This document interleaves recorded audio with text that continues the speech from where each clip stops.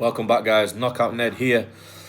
Today, we're going to do the recap on the UFC fight night, Gilbert Burns and Michael Morales. So, Jose Aldo retiring.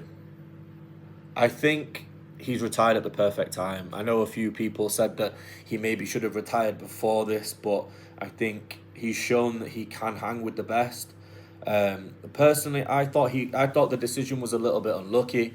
I thought he kicked Zahibi's head all around the ring for the third round. He definitely won round one. I also thought he won round two. And then he kicked his face around the ring for the first 2 minutes. And then, okay, he death-gassed. But Zahibi still couldn't finish him. So, look, tough one. Obviously, he is one of the 145 GOATs.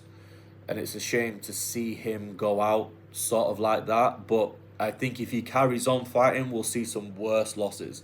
So I'm happy for him to see him go out at this sort of time, rather than seeing him keep on fighting. We saw it so many times, BJ Penn, Tony Ferguson, these guys that just keep on fighting.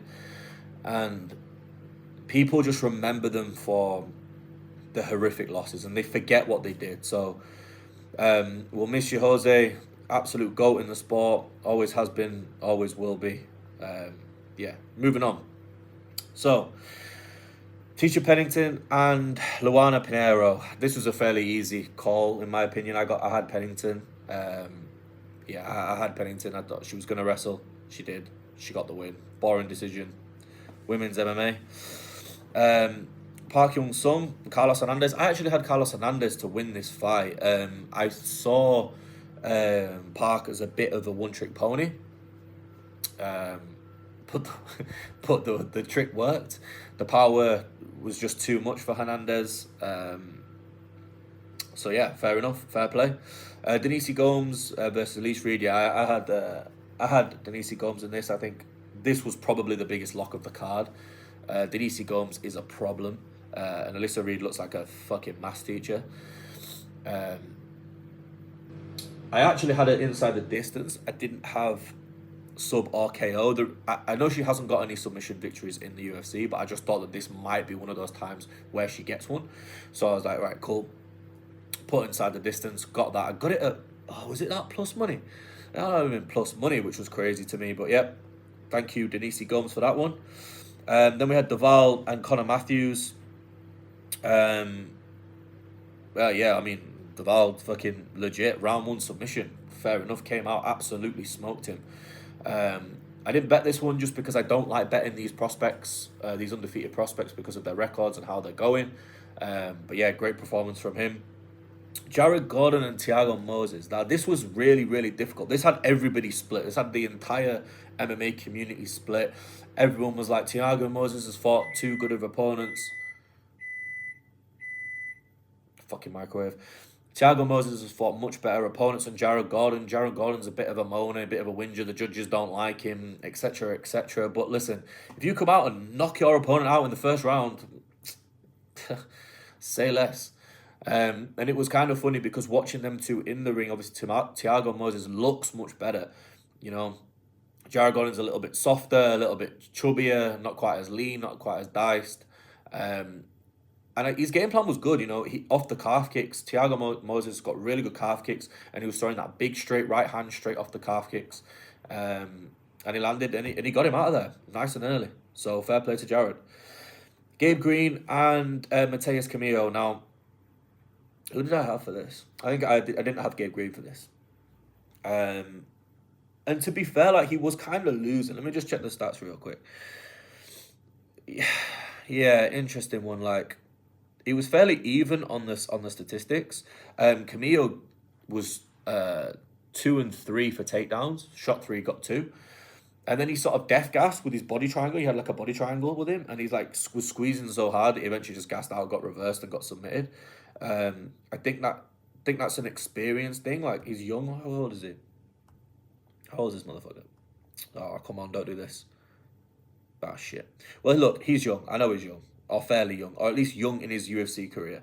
So, yeah, it is what it is. I'm sure he'll learn from it. Gabe Green's not spectacular. We'll see what happens and where he comes back from that one. Now, Costa versus Erosa. Now, I am big on Milky Costa. I love Milky Costa. He comes, he fucking fights for your money. This motherfucker's fought 3 times this year, man. 3 times this year, and it's fucking May. Is it May? And we're in May. If he carries on, he's gonna end up fighting like his fight to month ratio. He's gonna fight 7 times this year. So what a fight! But I mean, listen, I gotta give props to Julian Erosa, man. The guy is tough. Costa was cracking him. Erosa was walking through it, and those two just stood and banged. Like in the last second half of the fight, it was like throwing with 30% power because they just had nothing left, and they were just swinging. And listen, you gotta love fighters for doing that. So I will be backing Julian Erosa in a next bet, but I'm also gonna be back in Milky Costa in my next bet because I love that guy. That guy, I bet that guy every single time, and he's brought me money. So yeah, hold tight, Milky Costa. Sadiq Yusuf and Marion Santos. I had Yusuf again. This was one that had the community split. I got this one wrong. Yusuf can fuck off. I'm sick of him. I bet him so much. I think I bet him every time and lost now. Um, yeah, I'm done with him. And they came in as well, and like Santos looked like chubby. Like Santos looked like he'd just been eating Cheetos and burritos. Um, that's not a racist joke, by the way, just because he's Spanish. Um, and Yusuf looked like he'd been dialed in on the fucking like he looked shredded. He looked so good. And then I just think like this isn't bodybuilding. Like this isn't like whoever has the best physique wins. But same way, like your physique is a product of your work, right? Like you don't look shit if you work constantly, right? It's basically fucking impossible. Volkanovski's a great look at Volkanovski, right? Volkanovski versus Islam the second time when he took the fight off the couch. He look at the picture of him, the official UFC picture. He just got straight up dad bod. Then look at him against Diego Lopez. He is shredded to the fucking bone. And look at the performance difference. So it does make a difference. But yeah, fuck Sadiq Yusuf, he can piss off. And then finally, and then we had Paul Craig and Bellato cancelled. That was a shame because I had Paul Craig and I got him at 5-1. And I also got him via sub because I saw this world where Bellato maybe hurt him, just charged in. Or the dumbass just took him down. Like he hasn't got that great a fight IQ. Paul Craig doesn't have any power and he's not got particularly dynamic striking. But man, like Bellato doesn't have great fight IQ. And look at Paul Craig submitted Ankalaev. He submitted Jamal Hill. Like he has got legit jiu-jitsu. And if you hurt him and follow him to the ground, if you just get fucking excited and follow him in or whatever, you're gonna get fucking triangled. You're gonna get armbarred. You're gonna get choked out. So that was my play. Anyway, fight didn't happen. Bellato pulled out because of a medical injury. Is what it is. We don't think we know any more than that at the moment. Then finally we got Gilbert Burns and Morales. So, man, I mean, look, I picked Morales. He was my pick, but I bet Gilbert Burns. And the reason I bet Gilbert Burns was because I can't miss an opportunity for Gilbert Burns fighting an undefeated prospect when they have a 66% loss rate in the UFC this year. I have to pick Gilbert Burns. I got him at 6.5. That's a joke. And I saw there was a world where I saw Gilbert taking him down, controlling him on the ground, Morales getting tired from the grappling, and boom, Gilbert finding a submission. Anyway, Gilbert took him down, he popped straight back up, they got straight back to it on the feet, and Morales was just too big, too fast, too imposing, and he hits fucking hard, man. And the thing about Morales is he's getting better with every fight. Like, if you go back and watch his Jake Matthews fight, and you go back and watch his Max Griffiths fight, like, he's getting better. He's getting more confident. He's getting more... he believes in himself more and more and more every time. And those fighters are fucking dangerous because when they truly believe that they really are the best, and they keep reinforcing that to themselves constantly, it's crazy. And the man's 25 years old. 25 years old. And he just beat Gilbert Burns to an absolute pulp. Like one of the best one of the best, he was number 2 contender for a while. Went the distance with Kamaev. A lot of people thought he won it. Thought he won it. First person to drop Kamaev. First person to drop Kamaru Usman. Was beating JDM until JDM found that knee.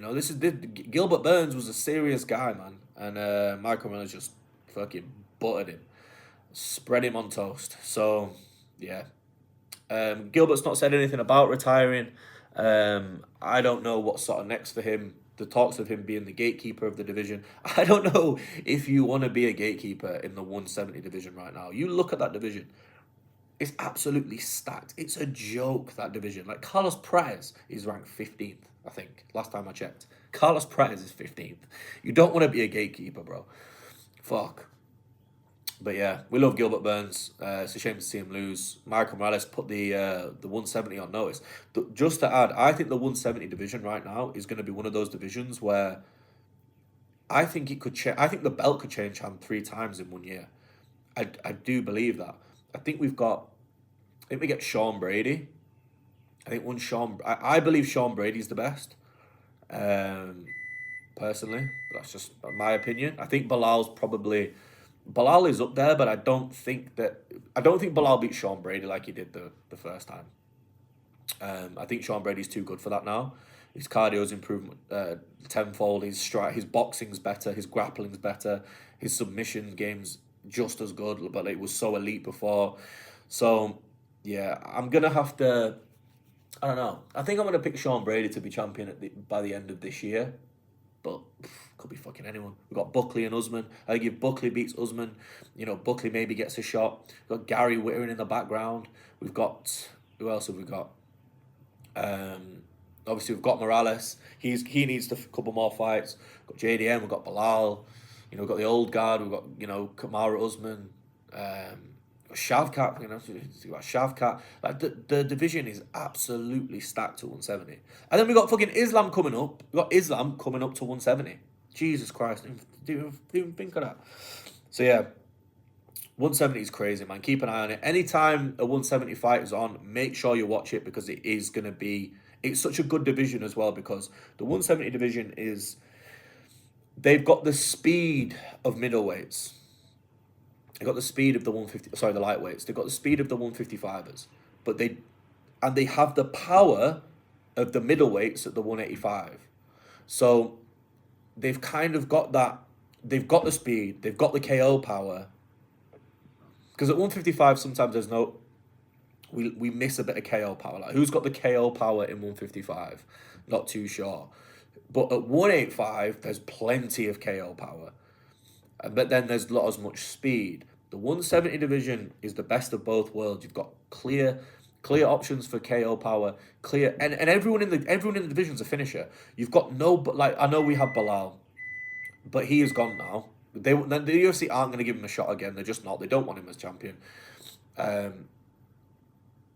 You don't really have any boring. I guess you got Ian Gary. I don't think they want Ian Gary either. He's just a bit annoying, isn't he? Like, unfortunately for him. But yeah. We'll see what happens in a 170. My prediction is Sean Brady by the end of the year, but we'll have to see. Thanks for watching, guys.